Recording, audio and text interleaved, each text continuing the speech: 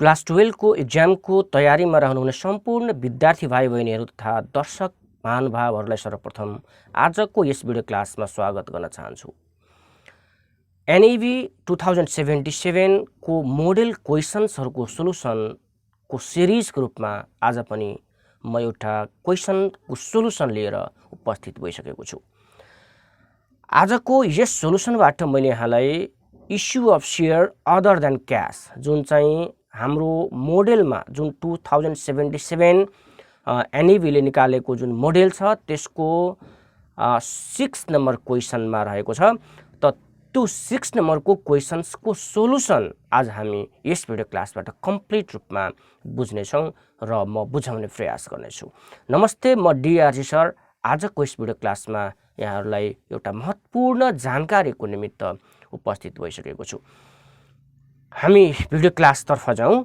मैले स्क्रिनमा देखाइरहेको छु, हेर्नुहोस् त। यहाँले स्क्रिनमा देखिरहनु भएको छ मोडेल क्वेशन 2077 फर एनईबी 2077 को क्वेशन नम्बर 6 को solution with extra possible question. आज हामी एनईबीले सार्वजनिक गरेको मोडेल क्वेशन 2077 को क्वेशन नम्बर 6 को solution with extra possible question र त्योसँगै एउटा एक्स्ट्रा पोसिबल क्वेशन्स पनि यहाँलाई यही भिडियो क्लासमा बुझाउने छु।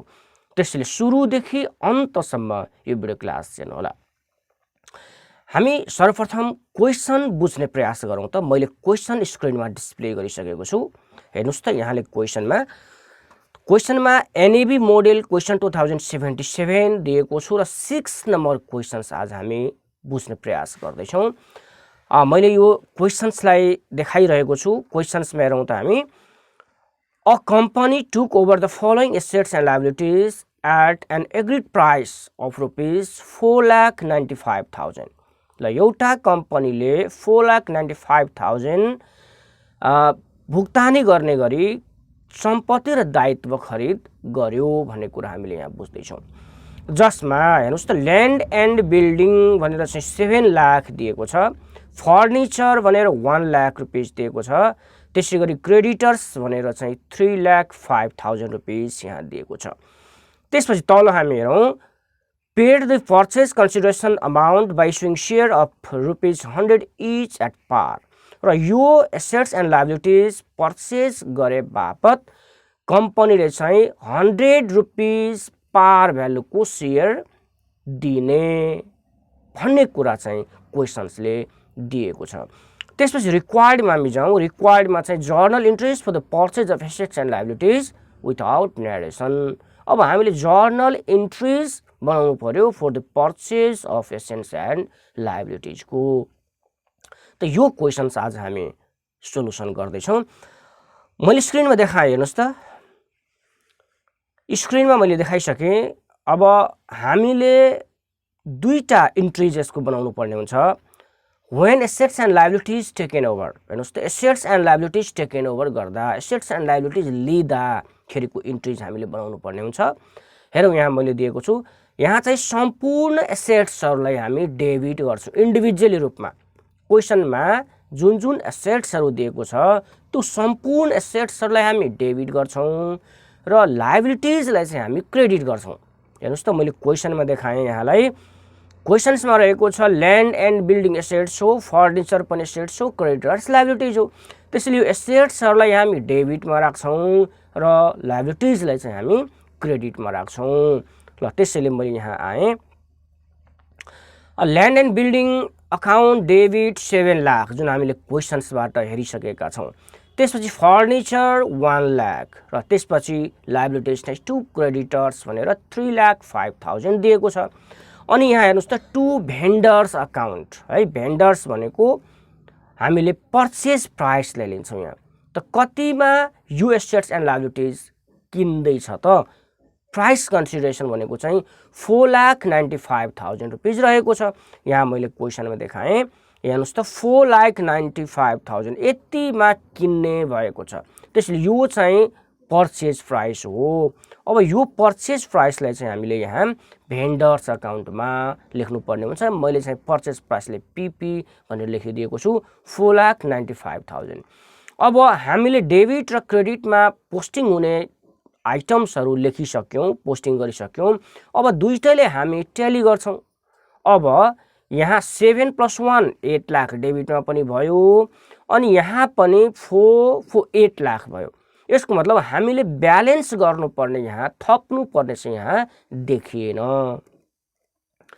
यदि हामीले डेबिटमा थप्नु पर्थ्यो भने है, यहाँ यदि डेबिट क्रेडिट ब्यालेन्स नमिलेको कन्डिसनमा यदि हामीले डेबिटमा थप्नु पर्थ्यो भने हामीले गुडविल अकाउन्ट भनेर लेख्थ्यौँ डेबिट साइडमा, र जति बराबरी पार्नको लागि थप्नु पर्ने हुन्थ्यो त्यति हामी डेबिटमा लेख्थ्यौँ। यदि क्रेडिटमा थप्नु पर्थ्यो इक्वल पार्नको लागि, त्यसलाई चाहिँ हामी क्यापिटल रिजर्भ भनेर लेख्थ्यौँ। तर यो क्वेसन्समा no goodwill and no capital reserve, यहाँ चाहिँ गुडविल पनि भएन, क्यापिटल रिजर्भ पनि भएन, त्यसैले यहाँ चाहिँ गुडविल र क्यापिटल रिजर्भ लेख्नु परेन। अब न्यारेसनमा हामी लेखौँ being assets and liabilities taken over, assets and liabilities लियो। ल यो फर्स्ट इन्ट्रेज हामीले यसरी बनाउँछौँ। यहाँले क्लियर बुझ्नुभयो? एसेट्स जति सबैलाई हामी डेबिटमा राख्छौँ र लायबिलिटिजलाई चाहिँ क्रेडिटमा राख्छौँ, र सँगै पर्चेज प्राइस जुन भेन्डर अकाउन्ट छ जतिमा किन्न खोजिएको छ त्यसलाई पनि हामी क्रेडिटमा राख्छौँ। र यति इन्ट्री गरिसकेपछि डेबिट र क्रेडिटलाई हामी ट्याली गर्छौँ, इक्वल पार्छौँ। यदि डेबिटमा थप्नु पर्ने भयो भने यहाँ चाहिँ हामी गुडविल लेख्छौँ, र यदि क्रेडिटमा थप्नु पर्ने भयो भने टु क्यापिटल रिजर्भ लेख्छौँ। त यसरी हामीले फर्स्ट इन्ट्रीलाई बुझ्छौँ।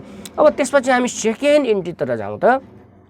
ल यो एसेट्स एन्ड लायबिलिटिज 4,95,000 मा किन्दा कम्पनीले चाहिँ 100 रुपियाँको सेयर इस्युड गर्यो अरे, सेयर दियो अरे, क्यास नदिएर यो एसेट्स एन्ड लायबिलिटिज टेकन गर्दा चाहिँ कम्पनीले सेयर दिने भयो। ल त्यसैले सेयर इस्युड गर्दाको इन्ट्री हामीले यहाँ बनाउँछौँ। त्यसैले मैले यहाँ छुट्याएर लेखिदिएँ, तपाईँले यो लेख्नु पर्दैन, तपाईँले डाइरेक्ट यो फर्स्ट इन्ट्री यो सेकेन्ड इन्ट्री गर्नुपर्ने हुन्छ। यो चाहिँ जर्नल इन्ट्रिजको फर्मेटमा गर्नुपर्ने हुन्छ। यहाँ डेट, पार्टिकुलर्स, डेबिट, क्रेडिट लेख्नुपर्ने हुन्छ। यहाँले मैले चाहिँ रफली यहाँ बनाइदिएको छु। त्यसैले बी नम्बरको इन्ट्रीमा हामी हेरौँ अथवा सेकेन्ड इन्ट्रीमा हामी हेरौँ वेन इस्यु अफ सेयर, जब सेयर इस्युड गरिन्छ त्यो अवस्थामा चाहिँ हामी भेन्डर्स अकाउन्ट डेबिट भनेर लेख्छौँ। हेर्नुहोस् त, यहाँ चाहिँ सुरुमा फर्स्ट इन्ट्रीमा भेन्डर्स क्रेडिट छ भने अब यहाँ चाहिँ भेन्डर्स भनेको विक्रेता है, त्यसैले भेन्डर्स अकाउन्टलाई हामी डेबिट गर्छौँ। कतिमा किन्दैछौँ त 4,95,000 पर्चेज प्राइस हो। ल यसलाई हामी डेबिट। अनि टु सेयर क्यापिटल, अब त्यति बराबरको सेयर दिने भयो कम्पनीले भेन्डर्सलाई, त्यसैले टु सेयर क्यापिटल अकाउन्ट। अब 100 रुपियाँको सेयर दिने भयो। अब हामीले नम्बर अफ सेयर निकाल्नु पर्ने हुन्छ। मैले यहाँ निकालेर राखेको छु 4,950 number of share into 100 each at par भनेर 4,950 सेयर इन्टु 100 को रेटले चाहिँ 4,95,000 सेयर इस्युड गर्ने भयो। त्यसरी हामीले सेयर इस्युड गर्दाको यो इन्ट्री बनाउँछौँ। अनि यहाँ नेरेसनमा लेखौँ being issue 4,950 shares at the rate of 100 at par. ल अब यति दुईटा हामीले मात्र इन्ट्री बनाउनु पर्ने हुन्छ। अब त्यसपछि हेरौँ त, मैले यहाँ चाहिँ वर्किङ नोट पनि देखाएको छु। जस्तो working note number of share कसरी क्याल्कुलेट गर्ने त है। वर्किङ नोटको लागि मैले एउटा फर्मुला लेखिदिएको छु। हेर्नुहोस् त, number of share equal to purchase price by price per share भनेर यो फर्मुला लेख्नुहोस्। यहाँले फर्मुलाबाट चाहिँ हामी नम्बर अफ सेयर निकाल्नु पर्ने हुन्छ। जस्तै यहाँ जुन नम्बर अफ सेयर छ नि हो यो 4,950 नम्बर अफ सेयर छ। यो कसरी आयो यहाँ त मैले यो होमवर्कबाट देखाएँ, यहाँ चाहिँ वर्किङ नोटबाट देखाएँ। ल वर्किङ नोटमा के लेखेको छु मैले, number of share equal to price purchase price by price per share. अब पर्चेज प्राइस भनेको यहाँ दिइएको छ हेर्नुहोस् त क्वेसनमा 4,95,000। ल त्यसैले 4,95,000 भनेको पर्चेज प्राइस हो र प्राइस पर सेयर भनेको त 100 इच भनेको छ एट पारमा, त्यसैले यो प्राइस पर सेयरको 100। अब यसलाई डिभाइड गर्दा चाहिँ हामीले नम्बर अफ सेयर भनेको 4,950 प्राप्त गर्यौँ। त यसरी हामीले यो इन्ट्रीबाट हामी यो वर्किङ नोटबाट पनि नम्बर अफ सेयर कसरी क्याल्कुलेसन गर्ने भन्ने कुरा बुझ्न सक्छौँ। त्यसपछि अर्को मैले एउटा यहीसँग सम्बन्धित फेरि अर्को क्वेसन्स पनि यहाँलाई बुझाउने प्रयास गर्नेछु, किनभने यो पनि मोस्ट इम्पोर्टेन्ट र पोसिबल क्वेसन्स रहेको छ। यहाँ चाहिँ HSCB 2073 को सेट सी को क्वेसन्सलाई मैले लिएको छु। ल यो क्वेसन्सलाई पनि यहाँले हेर्नु होला। क्वेशनमा यसरी दिएको छ, यस company limited acquired the following assets and liabilities at an agreed price of ₹5,50,000। अनि मेसिनरीमा 3 लाख, डेप्टर्समा 1 लाख, क्रेडिटर्समा 50,000, इन्भेन्ट्रीमा चाहिँ 1,50,000 रहेको छ। त्यसपछि अगाडि हेर्नुहोस्, the company paid the agreed price by issuing share of ₹100 each at premium of 10%। ल यहाँ चाहिँ यति एसेट्स एन्ड लायबिलिटिज लिँदाखेरि कति पैसा पेमेन्ट गर्ने भयो त कम्पनीले? 5,50,000। र यो 5,50,000 रुपिजको चाहिँ सेयर दिने भयो कम्पनीले उसलाई। कति सेयर दिने भयो त? नम्बर अफ सेयर यहाँ दिएको छैन, तर प्राइस पर सेयर चाहिँ 100 इच एट अ 10% प्रिमियम। अब यसमा पनि हामीले नम्बर अफ सेयर क्याल्कुलेसन गर्नुपर्ने हुन्छ। ल त्यसैले यो एसेट्स एन्ड लायबिलिटिज लिँदा कम्पनीलाई चाहिँ के गर्दैछ? 100 इचको है 100 पार भ्यालुको 10% प्रिमियममा चाहिँ सेयर दिने भएको छ। अब इन्ट्रिजमा यहाँ दिएको छ रिक्वायर्ड हेर्नुहोस् त, इन्ट्रिज अफ पर्चेस अफ बिजनेस। ल यसरी हामीले यो इन्ट्रिज पनि यहाँ सोलुसन गरेर बुझ्ने प्रयास गर्छौँ। ल म यसको सोलुसन पनि लेखेको छु हेर्नुहोस् त। ल यसको फर्स्ट इन्ट्री यहाँले यहाँ हेर्नुहोस् त। ल for the assets and liabilities taken over भनेको यो फर्स्ट इन्ट्री यहाँले लेख्नुहोस्, assets and liabilities taken over. यहाँले त्यो लेख्नु, यो चाहिँ हेडिङ चाहिँ लेख्नु पर्दैन, जस्ट यहाँबाट चाहिँ तपाईँले लेख्नु होला। ल त्यसैले सबै एसेट्सहरूलाई हामीले डेबिट लेख्छौँ इन्डिभिजुअली। ल त्यसैले मेसिनरी अकाउन्ट डेबिट 3 लाख, यहाँ क्वेसनमा हेरिसक्नु भएको छ। Debtors account debit 1 lakh, inventory पनि एसेट्स हो, इन्भेन्ट्री अकाउन्ट डेबिट 1,50,000। त्यसपछि 2 क्रेडिटर्स भनेको छ 50,000 हैन, यो 2 क्रेडिटर्स लायबिलिटिज हो 50% क्रेडिटमा। त्यसपछि 2 भेन्डर्स अकाउन्ट 5,50,000, 5,50,000 चाहिँ एग्रिड प्राइस हो, त्यसैले एग्रिड प्राइस पनि हामीले लेख्छौँ। अनि यो चाहिँ ब्यालेन्सिङ फिगर जुन मैले हाइलाइट गरेको छु हेर्नुहोस् त, goodwill account BF balancing figure लेखेको छु। यो चाहिँ सम्पूर्ण एसेट्स र लायबिलिटिज लेखिसकेपछि को ट्याली गर्दा चाहिँ इक्वल पार्दा चाहिँ थपेको रकम भयो गुडविल। यहाँ चाहिँ क्रेडिटमा चाहिँ 6 लाख भयो र डेबिटमा चाहिँ 3, 4, 5,50,000 भयो भने 50,000 त्यहाँ थप्नु पर्ने भयो हो। त्यसैले गुडविल डेबिटमा थप्नु पर्यो भने हामीले यहाँ लेख्नु पर्ने हुन्छ। त्यसैले यहाँ चाहिँ 50,000 गुडविल आयो।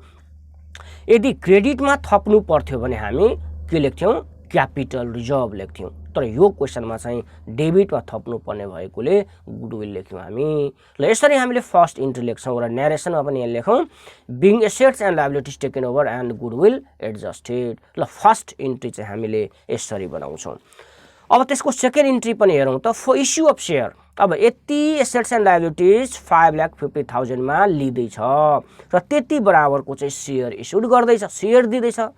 ल त्यसैले सेयर इस्युड गर्दा हेर्नुहोस् त, भेन्डर्स अकाउन्ट डेबिट है 5,50,000 मा लिँदैछ, त्यसैले भेन्डर्स अकाउन्ट डेबिट 5,50,000। अब त्यसपछि 2 सेयर क्यापिटल 5,000 सेयर इन्टु 100। ल 5,000 सेयर कसरी आयो? मैले यहाँ वर्किङ नोटमा देखाएको छु हेर्नुहोस् त। वर्किङ नोटमा चाहिँ number of share is equal to यो चाहिँ एग्रिड प्राइस हो, यो पर्चेज प्राइस कतिमा किन्दैछ त 5,50,000 मा किन्दैछ। त्यसपछि तल चाहिँ प्राइस पर सेयर 100 रुपियाँ पार value plus 10 rupees premium. Premium छ भने प्लस गर्नुपर्छ, नम्बर अफ सेयर निकाल्नु पर्यो भने, र डिस्काउन्टमा भएको भए हामीले माइनस गर्नुपर्ने हुन्थ्यो यहाँ है। त्यसैले प्रिमियम भएकोले हामी यसलाई प्लस गऱ्यौँ र यसलाई चाहिँ हामी क्याल्कुलेसन गर्दा हामी 5,000 सेयर्स प्राप्त गऱ्यौँ। त्यसरी नम्बर अफ सेयर हामीले क्याल्कुलेसन गर्नुपर्ने हुन्छ। त्यसैले यहाँ हेर्नुहोस् त, share capital 5,000 into 100 is equal to 5 lakh र 2 share premium 5,000 into 10 is equal to 50,000 is equal to जम्मा जम्मी 5,50,000। यहाँ डेबिटमा पनि 5,50,000।